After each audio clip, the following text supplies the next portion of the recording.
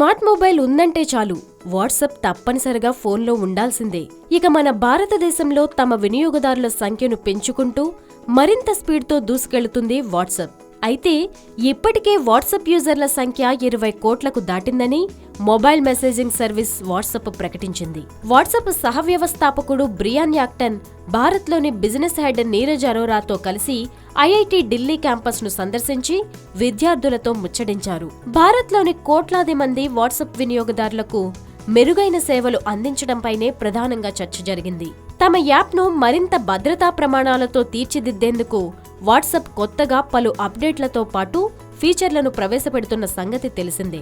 ఇక కొత్తగా తీసుకువచ్చిన స్టేటస్ ఫీచర్ ద్వారా వినియోగదారులు తమ వీడియోలు, ఫోటోలను డ్రాయింగ్స్, ఇమోజీ క్యాప్షన్లతో నింపుకుని షేర్ చేసుకునే అవకాశం కల్పించింది.